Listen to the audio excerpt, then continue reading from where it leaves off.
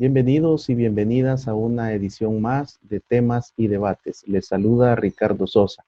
Canal 67, el canal de las estrellas en El Salvador, siempre con la mejor programación para poder tener diferentes puntos de vista, diferentes analistas, expertos, académicos que nos brinden evidencia empírica, estadística, que le permitan a usted formarse su propia opinión. En esta oportunidad hacemos un enlace internacional hasta la ciudad de Guatemala con el investigador social, economista y politólogo Carlos Mendoza, quien trabaja para Diálogos y dentro de Diálogos es el coordinador del Observatorio Regional de la Violencia para Diálogos.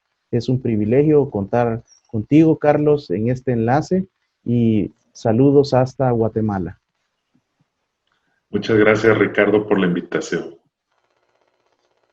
Carlos, ¿cómo surge esta iniciativa de diálogos? ¿En qué momento se reúnen una serie de expertos académicos, de profesionales para fundar este proyecto y que ha sido de tanta bendición para Guatemala, para la región del Triángulo Norte y para Centroamérica? Sí, nosotros empezamos a reunirnos como investigadores sociales en el año 2014. En ese momento se estaba discutiendo en Guatemala un rediseño de la política de drogas y tres de nosotros participamos en la Comisión Nacional que estaba haciendo esa revisión de la política de drogas. Lamentablemente esa comisión pues terminó su trabajo en 2015 en el contexto de la inestabilidad política que tuvimos en ese momento, pues debido a los escándalos de corrupción, y entonces no se pudo concluir la investigación sobre política de drogas en el país y en la región. Entonces decidimos que para poder aprovechar ese conocimiento que habíamos acumulado durante 2 años a nivel nacional e internacional, pues debíamos crear una asociación civil que pudiera darle continuidad a ese tipo de estudios. Y fue hasta 2018 que realmente logramos despegar con un proyecto de investigación que es el Observatorio Regional de la Violencia. Debido a que algunos de nosotros pues llevamos varios años ya trabajando el tema de la violencia homicida en la región, y así es como ya surge Diálogos con financiamiento de socios que le han apostado pues a este proyecto. Uno de los aspectos más complicados en nuestra región ha sido el acceso a la data confiable de parte de las instituciones oficiales de nuestros gobiernos. ¿Cómo logran, Carlos, en el observatorio lograr esta alianza y esta continuidad en las cifras, en tiempo y en forma para que ustedes puedan estar desarrollando y tomándole el pulso a los indicadores en el observatorio? En el caso de Guatemala, nosotros acudimos a la Ley de Acceso a Información Pública. Todos los meses hacemos la solicitud al Ministerio de Gobernación para que nos entregue los datos de la Policía Nacional Civil. Lamentablemente, la policía guatemalteca todavía no tiene un portal web en el cual esté publicando de oficio sus datos. Algunas instituciones públicas guatemaltecas han dado el salto a portales de datos abiertos, como es el Ministerio de Finanzas Públicas, pero la policía lo que hace es que entrega los datos anualmente al Instituto Nacional de Estadística y eventualmente al año siguiente el INE publica esos datos. Pero para efectos de un observatorio, como tú sabes, necesitamos tener los datos de manera pronta para saber cuál es la situación al día de hoy. Ya un año después ya no es muy oportuno tener los datos. Entonces recurrimos a la Ley de Acceso a Información Pública, pero también utilizamos como fuente el Instituto Nacional de Ciencias Forenses, que es el equivalente al Instituto de Medicina Legal de El Salvador. Y ellos sí tienen un portal donde publican datos diarios, excepto que los publican en formato de PDF. Entonces, parte de nuestro trabajo es también liberar esos datos para luego poderlos analizar, transformarlos en información útil. En el caso de El Salvador, pues nosotros siempre consultamos los portales, el portal de transparencia de la Policía Nacional Civil, que por cierto este año no ha sido actualizado, y el portal de la DIA, del Ministerio de Seguridad. Y también consultamos la página donde se recopilan pues, los datos ya homologados por las 3 instituciones salvadoreñas. Y en el caso de Honduras, pues nuestra principal fuente es el portal de la policía. Allá sí tienen ellos el CEPOL, se llama, y ahí pues se publican datos bastante actualizados, excepto que el problema es también el formato en el que lo publican, en PDF generalmente, y no publican siempre los datos a nivel desagregado, porque a nosotros nos interesa darle seguimiento a todos los municipios mes a mes. Entonces, ahí tenemos algunas diferencias entre los 3 países por la frecuencia en la cual publican los datos, pero siempre son las fuentes oficiales las que utilizamos. Otro desafío que existe es el tema de los censos poblacionales para tener indicadores lo más acertados posibles.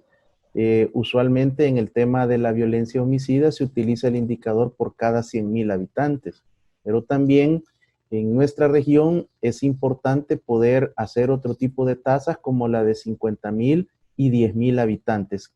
¿Qué limitantes han encontrado en este trabajo? Al menos en El Salvador ya tenemos 13 años sin un censo actualizado y trabajamos únicamente con proyecciones de lo que acá es la Dirección General de Estadística y Censos. ¿Cómo está Guatemala y Honduras en este tema del censo, Carlos? Pues ese ha sido siempre un gran problema, el famoso denominador para calcular las tasas de homicidios, especialmente porque en nuestros países no hay certeza sobre la fecha en la que se realizará el próximo censo. La práctica internacionalmente recomendada es que cada 10 años se realice un censo de población y a partir de ese censo se actualicen todas las proyecciones y estimaciones. En el caso de Guatemala, ahorita estamos bastante bien en el sentido de que el censo finalmente, después de 16 años, se realizó en el año 2018. Entonces, a finales del año pasado ya teníamos nuevas proyecciones y estimaciones de población, por lo menos para ajustar la tasa de largo plazo, que se movió un poco, no fue mucha la variación, porque las proyecciones estaban un 6% arriba de lo que efectivamente se logró comprobar con el censo. Entonces, la variación no fue tan grande. Todavía estamos a la espera de las nuevas proyecciones a nivel de los municipios para ajustar las tasas municipales, porque hubo una omisión censal, es decir, la cantidad de población que quedó fuera del censo fue alrededor del 9% a nivel nacional, pero eso varía de municipio en municipio. Entonces, el INE, que es nuestra entidad encargada de las estadísticas, prometió que ahora a mediados de año iba a dar las proyecciones municipales nuevas y ahí vamos a poder verificar los famosos rankings, ordenamientos de municipios, como bien dices tú, ajustando o clasificando también por tamaño poblacional. Aquí tenemos muy pocos municipios que pasan de 250,000 habitantes. Bueno, la ciudad de Guatemala, que llega casi a 1,000,000, y los municipios vecinos de Mixco y Villanueva, que tienen 500,000 cada uno. Y después solo hay otros 3 municipios que pasan la barrera de los 250,000 habitantes. Esos 6 los ponemos en una categoría y después vamos siguiendo sobre todo los lineamientos que se usan también por el Departamento de Justicia de Estados Unidos para clasificar las ciudades, debajo de 50,000, arriba de 100,000, etcétera. En el caso, pues, salvadoreño, como tú mencionas, tenemos ese problema también de que ya las proyecciones, estimaciones van quedando obsoletas. Y en el caso hondureño, pues, sí habíamos hecho unos ajustes. Allá también ocurrió, igual que en El Salvador y Guatemala, que cuando ya se hizo el censo más reciente, se dieron cuenta que la población era menor a la esperada. Un poco, en parte, debido a los flujos migratorios, ¿verdad? Hacia Estados Unidos, por ejemplo. Y entonces eso hace que las tasas suban porque baja el denominador. Pero es una subida que mantiene siempre la misma tendencia que en los últimos años, para los tres países, pues ha sido una tendencia a la baja, aunque después lo podemos comentar. En el caso hondureño, pues el año pasado se vio un aumento. Ustedes están en este momento ya haciendo las primeras revisiones del mandato de la presidencia de el nuevo mandatario en Guatemala, el presidente Yamatei. ¿Cuál ha sido las primeras lecturas de la implementación de los diseños de las diferentes políticas públicas? Y al mismo tiempo, Carlos, ¿cuántas políticas siguen ustedes y le toman el pulso, al menos en Guatemala?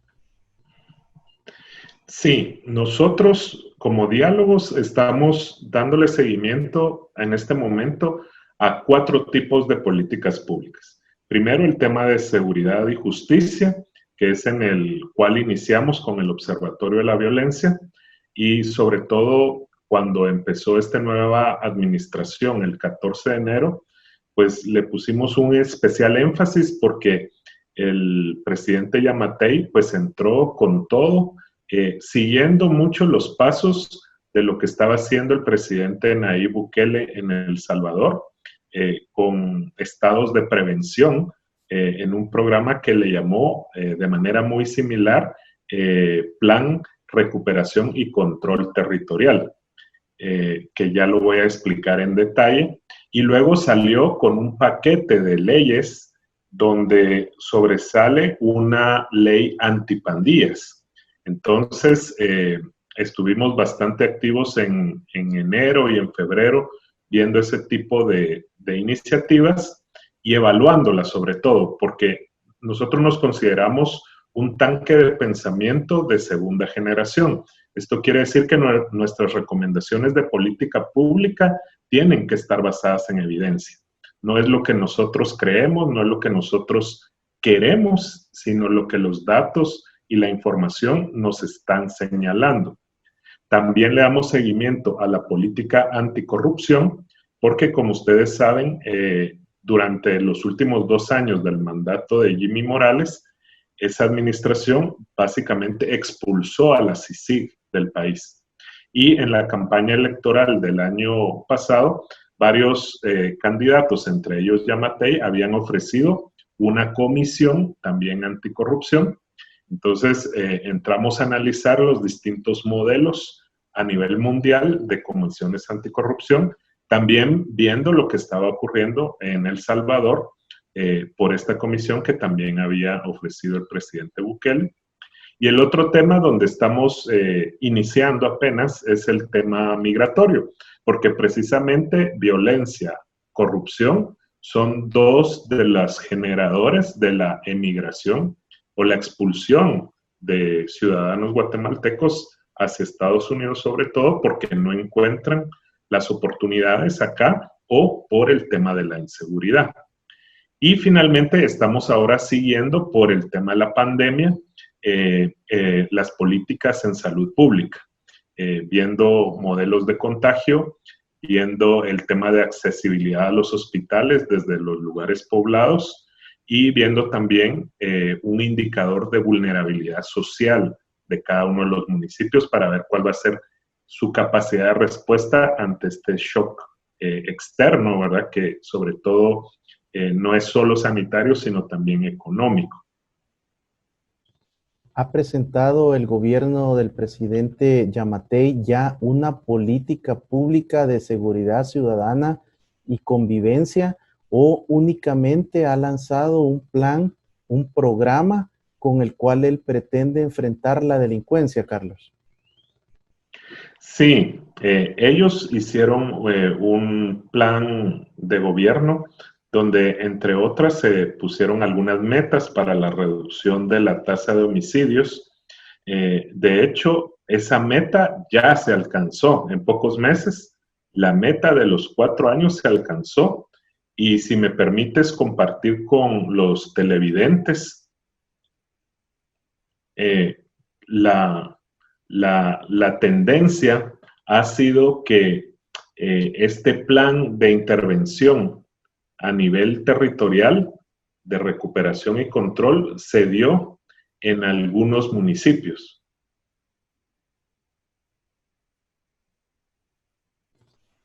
Gracias, Carlos, por estas primeras lecturas de cómo se encuentra la situación en nuestro hermano país de Guatemala y un balance general de lo que ha sido el Triángulo Norte de Centroamérica. Al regresar, conoceremos en detalle las evidencias, los indicadores cualitativos y cuantitativos del Observatorio Regional de la Violencia por medio de diálogo. Regresamos.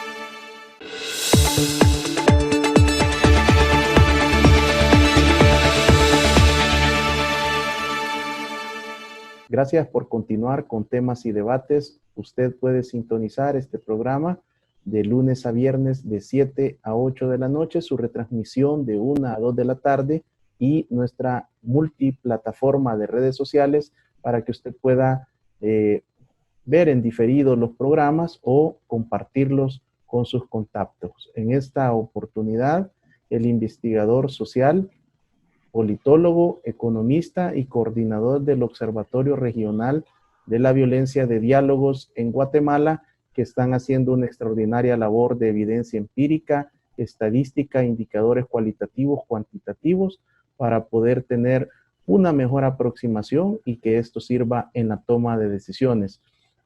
Carlos, el tiempo es tuyo. Quiero pedirte que lo desarrolles como tú lo tienes planificado en cuanto a los indicadores principales que nos has preparado para nuestros televidentes y cibernautas en temas y debates. Muchas gracias, Ricardo. Ustedes pueden apreciar ahora en la pantalla. Estos son unos gráficos que nosotros le llamamos tendencia de corto plazo de la violencia homicida. Aquí estamos viendo los datos que genera el Instituto Nacional de Ciencias Forenses, y este es un indicador que lo que hace es acumular la cantidad de necropsias de los últimos 30 días a la fecha en la cual nos ubicamos. En la pantalla pueden ver una línea de color naranja que es la tendencia que se registró el año pasado en Guatemala, en todo el país. Y en azul pueden ver la tendencia que llevamos este año. Y aquí voy a señalar, justamente, ustedes pueden ver que inicia en 345 necropsias. Estas son aquellos exámenes forenses que se hacen porque hay una sospecha de violencia en la muerte. Generalmente por heridas de arma de fuego o por arma blanca o punzocortante, estrangulamiento, golpes con objetos contundentes. Y en este momento, el 14 de enero, es cuando Alejandro Giammattei toma posesión de la presidencia de la República, y estas líneas verticales en gris están señalando momentos importantes en los cuales iniciaron estas intervenciones en municipios que se consideraban con problemas de extorsiones y problemas de homicidios. Se empezó interviniendo el municipio de Mixco y San Juan Zacatepeques en el departamento de Guatemala, y después se empezó a intervenir el municipio de Villanueva, que es otro de los grandes municipios muy violentos, y ustedes pueden ver que la tendencia empezó a caer de manera acelerada. Es importante explicarle a los televidentes y a los cibernautas que Guatemala lleva ya 11 años de descenso en la tasa de homicidios. En el año 2009, alrededor de septiembre, tuvimos una tasa de homicidios interanual de alrededor de 48 homicidios por cada 100,000 habitantes.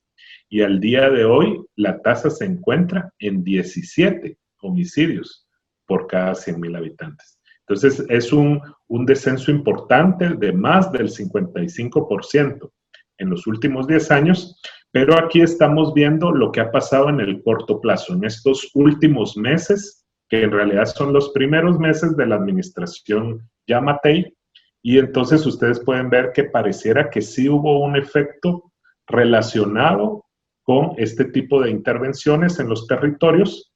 La tasa de homicidios no solo bajó en los municipios intervenidos, que fueron después algunos de Escuintla, que está en el Pacífico, y otros en Chimaltenango, que es un departamento cercano a la ciudad de Guatemala, un departamento donde hay municipios dormitorios.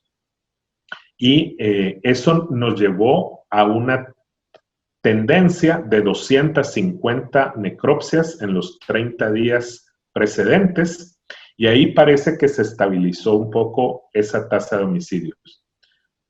Y después, aquí en 270, empieza el tema de la pandemia. Y esto es importante porque después mostraré una gráfica en la cual se ve que efectivamente la pandemia ha afectado a los 3 países del Triángulo Norte de Centroamérica, y en el caso de Guatemala se declaró un estado de calamidad. Y ese estado de calamidad incluyó toques de queda durante las noches para que las personas no transitaran, y empezaban a las 5 de la tarde. Y ahí pueden ver ustedes que empieza a disminuir nuevamente el indicador hasta llegar a un mínimo. Este mínimo justamente coincide con los primeros 100 días de Alejandro Yamatei. Y en la página web de Diálogos ustedes van a poder leer el informe de los primeros 100 días y este análisis que hacemos más detallado. ¿Por qué es importante ver que empieza a caer más aceleradamente durante el estado de calamidad y los toques de queda? Y es que la evidencia de años anteriores nos muestra que la mayoría de homicidios en Guatemala ocurren primero los fines de semana. Empieza jueves, viernes, sábado y domingo a subir la tasa de homicidios, y el lunes y martes empieza a bajar, y siempre el miércoles es el día que menos homicidios hay, y jueves, viernes, sábado empieza otra vez a subir. Y generalmente los homicidios ocurren después de las 5 de la tarde, la mayoría. Entonces, justamente el toque de queda y las disposiciones sanitarias parecen estar afectando esos horarios y esos días en los cuales se da la violencia. Por ejemplo, los fines de semana recientes hemos tenido toque de queda durante todo el fin de semana, o por lo menos uno de los días del fin de semana. Entonces, eso tiene un efecto porque mucha de la violencia tiene que ver con relaciones interpersonales, con conflictos que no se logran resolver por la vía legal, por ejemplo. Entonces, las personas muchas veces incluso se conocen, y en situaciones de licor, con armas, que son los factores de riesgo muy bien identificados, pues recurren a tratar de resolver sus problemas de manera personal.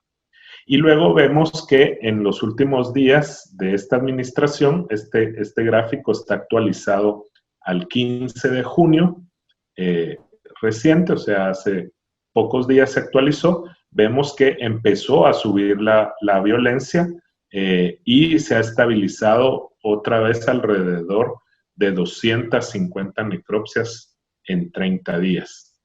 Ahora, eso nos generó una alerta para avisarle a la policía que algo está pasando, pero también es importante reconocer que si la comparamos con el año pasado, pues todos los días de este año hemos estado por debajo de la tendencia observada el año pasado. Y eso es positivo.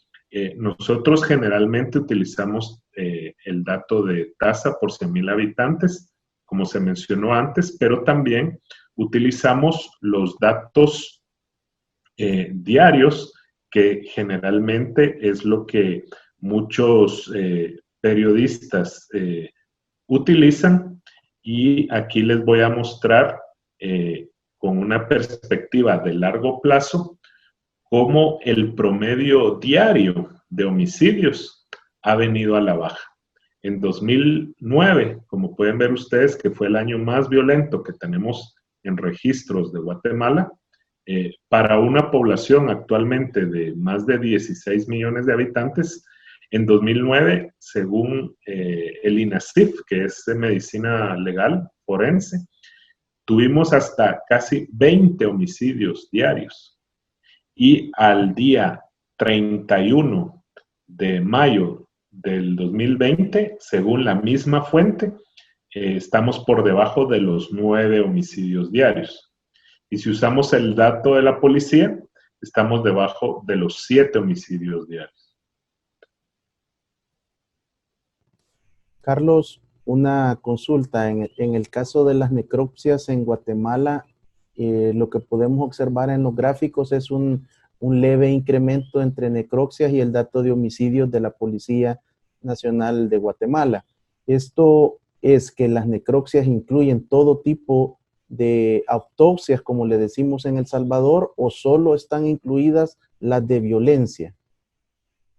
En este dato están incluidas todas aquellas que parecen ser causadas por violencia.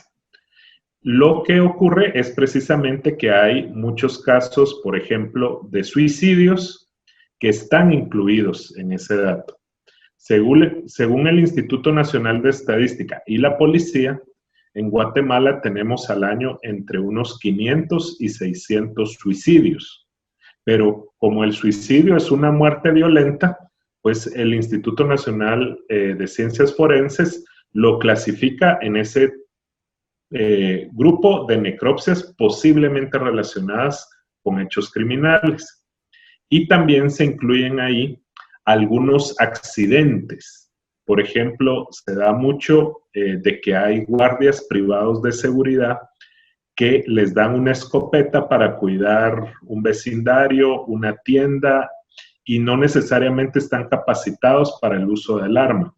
Y se han dado casos donde matan al compañero del guardia de seguridad, pero no fue un homicidio doloso, ¿verdad? Fue en todo caso un accidente, un homicidio culposo, como los accidentes de tránsito. Entonces, esos también están incluidos en esa cuenta del INASIF.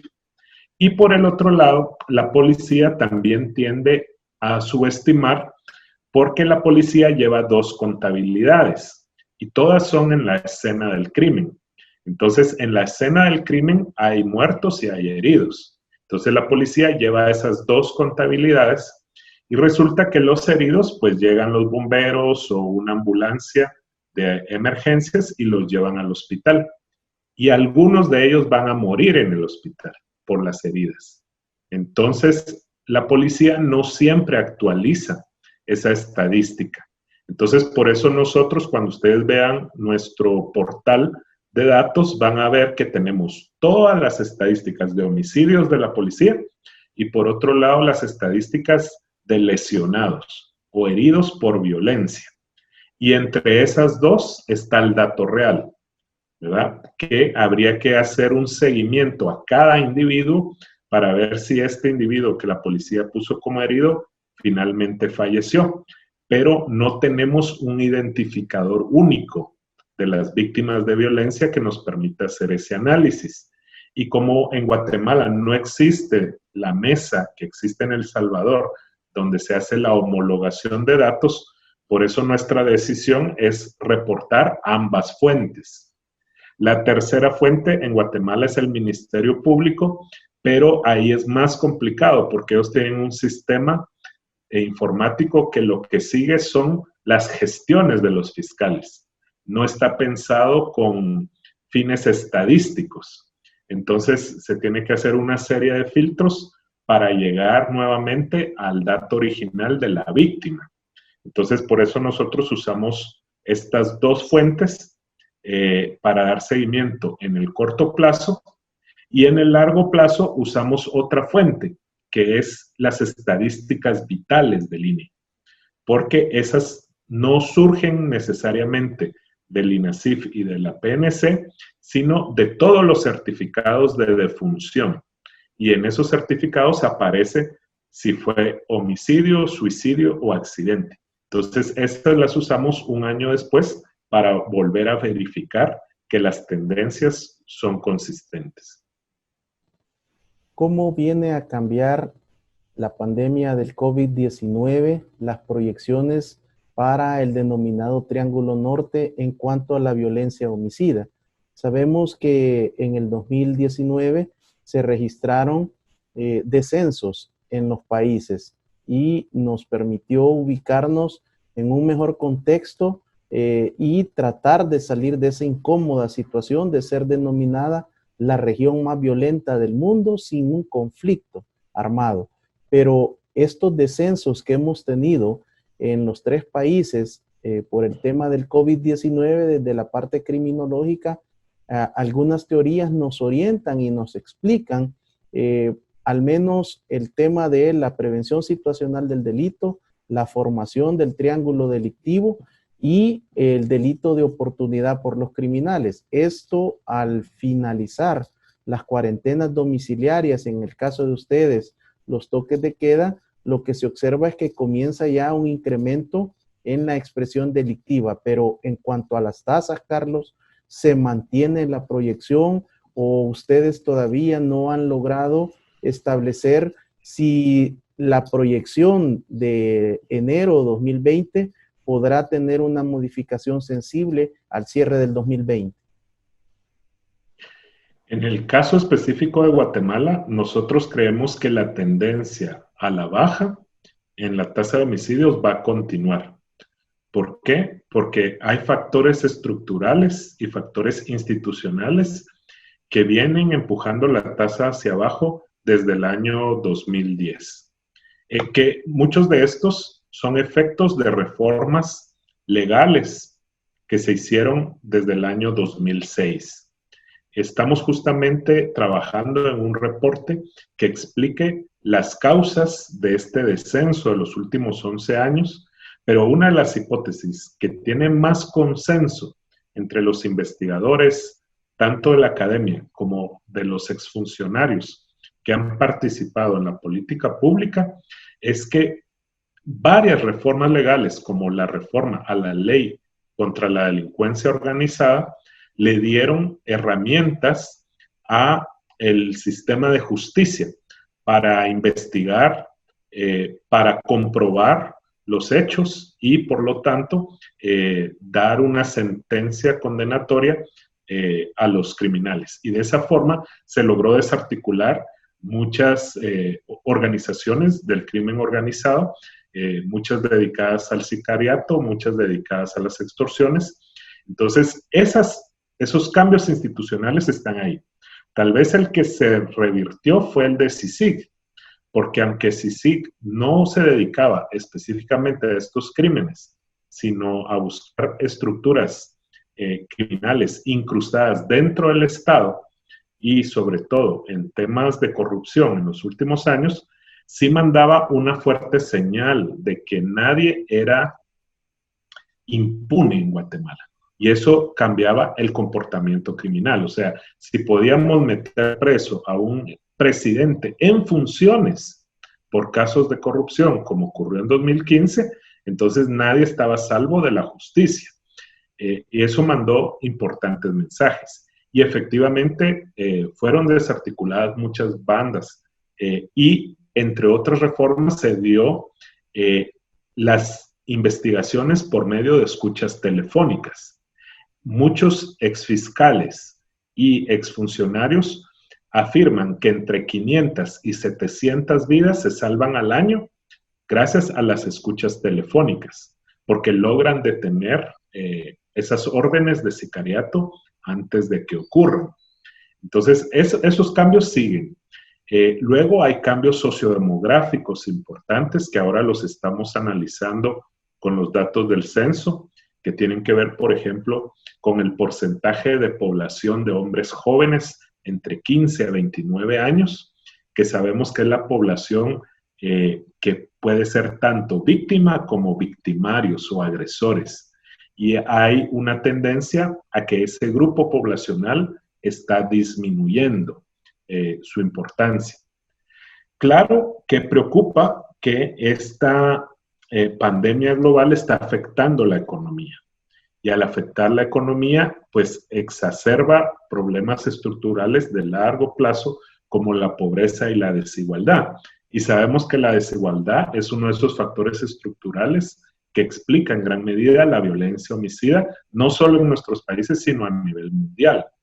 Entonces puede ser que eso tenga un efecto negativo, pero creemos que sobre todo se va a ver afectado con otro tipo de hechos delictivos.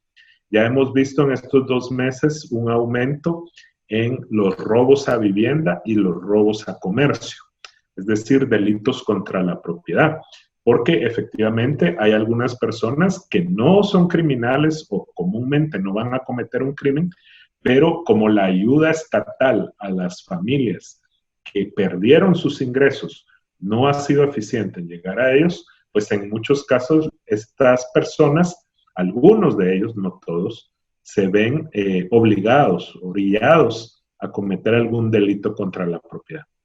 Pero no creemos que la tasa de homicidios, sobre todo ya a mitad de año, estamos 35% abajo de la tasa del año pasado.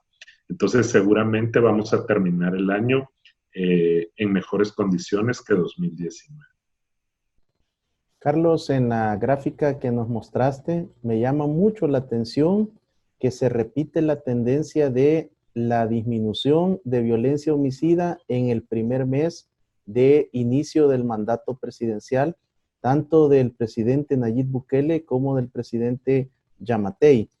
En esa dirección quiero que, si es posible, me puedas combinar tu opinión, porque uno de los factores en la violencia homicida, en la reducción en El Salvador, es que es innegable, es irrefutable, pero algunos detractores del modelo o del gobierno del presidente Bukele han desarrollado una serie de comentarios y de tesis de por qué descendieron los homicidios desde el primer mes de su gestión. Y al observar esta gráfica, me llama mucho la atención que es la misma tendencia y pues no es desconocido que algunos aspectos de este modelo fueron buenas prácticas que el presidente Giammattei adquirió del gobierno del presidente Bukele.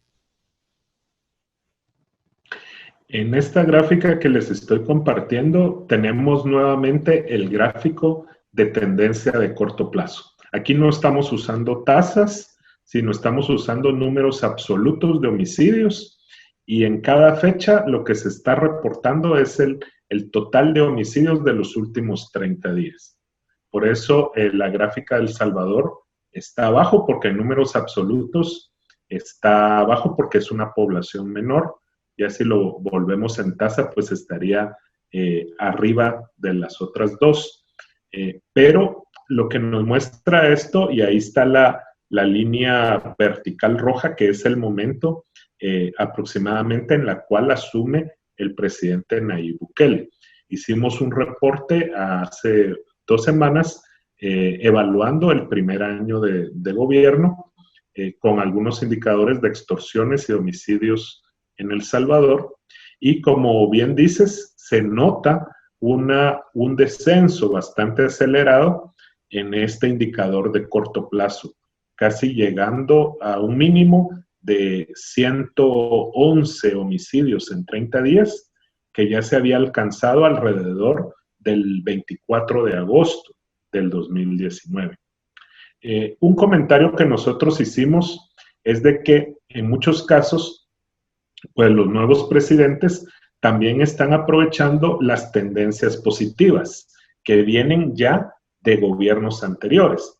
Por ejemplo, en Guatemala siempre hemos dicho que este descenso de más del 55% de la violencia en 10 años no es el resultado de una sola administración de gobierno, sino que ya tenemos por lo menos 4 administraciones de gobierno de signos ideológicos diferentes, capacidades diferentes, que está viniendo para abajo. Entonces, muchas veces decimos que no es solamente por la política pública que ellos implementaron, sino muchas veces es a pesar de la política pública, que tal vez fue equivocada, la tendencia desde el punto de vista estructural, institucional, ya viene para abajo. En este caso, lo que nosotros afirmamos en ese informe del primer año de gobierno en El Salvador es que la tendencia ya venía para abajo también. Es decir, recordemos que fue a finales del 2015 que El Salvador llegó a una tasa interanual arriba de 100 homicidios por cada 100,000 habitantes.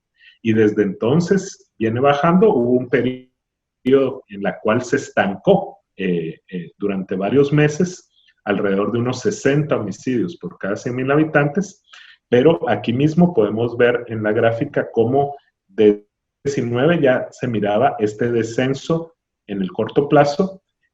Curiosamente, se puede ver que en el caso de Honduras también bajó, subió y bajó en las mismas fechas, y en el caso de Guatemala tuvimos un aumento en los últimos, en esos meses de 2019, y en El Salvador pues sigue bajando. Y aquí lo que yo comentaba, que los 3 países, al iniciarse la pandemia, los 3 países empieza a bajar aceleradamente, y aquí en el caso salvadoreño solo teníamos datos diarios al 30 de abril y se nota en la gráfica ese pico que hubo después de haber llegado a un mínimo de 57 homicidios en 30 días, a partir del 23 de abril al 30 de abril hubo una semana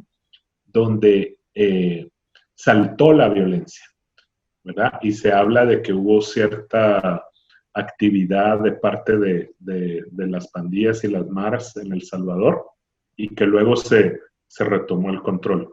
Pero efectivamente es indiscutible que ha seguido bajando la violencia en El Salvador y que bajó aceleradamente en los primeros meses de la administración y que ahora en el contexto de la pandemia bajó todavía más.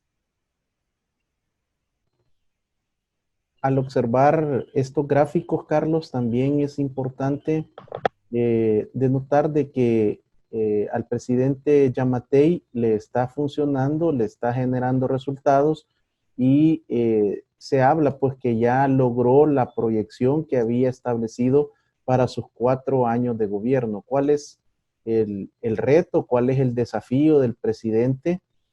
Lograr este indicador posiblemente inesperado en sus primeros 100 días de gestión, y cómo lograr la estabilidad, cómo sostener, cómo mantener estas cifras para que no se genere una desesperanza en Guatemala.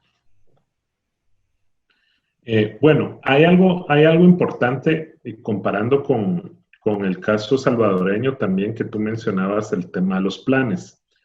Pareciera que hay planes, pero no son del todo conocidos. Es decir, hay algunas metas y esas metas ya se cumplieron, pero no sabemos realmente cuál es la lógica detrás de esos planes, cuáles son los objetivos.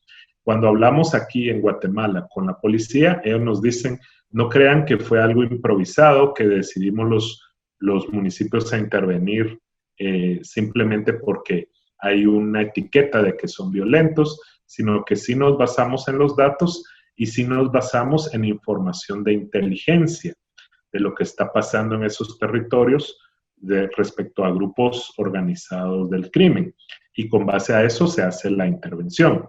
Es decir, nos están diciendo si hay algo más sofisticado detrás y por eso se ven los resultados.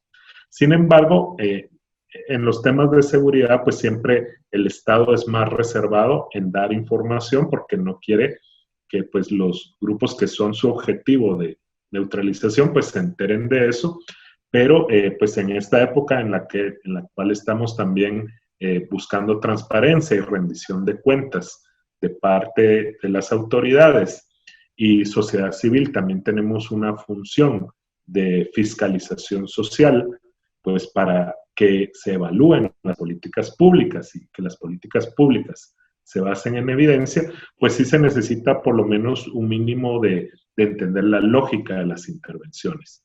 Nos llamó mucho la atención que en el caso salvadoreño, pues también se hablaba de un plan de control territorial, pero nunca encontramos el documento que se llamara como tal. Lo que vimos fueron notas de prensa de los distintos medios salvadoreños cuando se intervino los primeros 12 municipios y al final se expandió a 22 municipios, sobre todo entiendo las cabeceras departamentales en El Salvador. Y aquí, pues la estrategia que se venía haciendo se interrumpió por la pandemia. Aquí, básicamente, ahora la policía está en función de que se cumplan los toques de queda y controlar el tránsito, porque se bloqueó el tránsito, sobre todo entre departamentos, para evitar que el virus se fuera de un departamento a otro.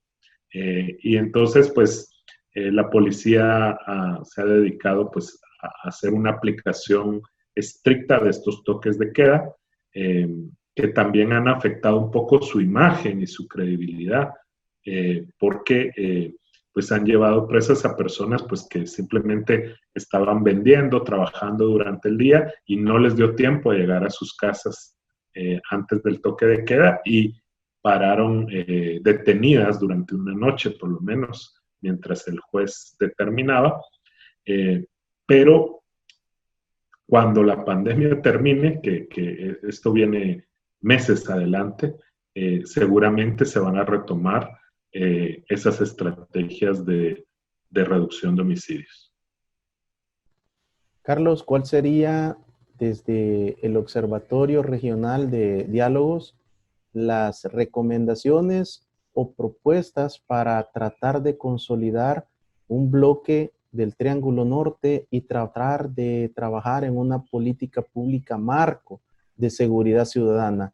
Es importante no continuar aislados, tiene que existir un acercamiento para poder enfrentar como región estas amenazas y estos, como nos dice la literatura, amenazas emergentes en materia de seguridad ciudadana y seguridad nacional. ¿Hay algún documento o hay algún intercambio ya de ideas que ustedes puedan estar desarrollando por la evidencia empírica, pero también por los procesos de las buenas prácticas? Sí, efectivamente.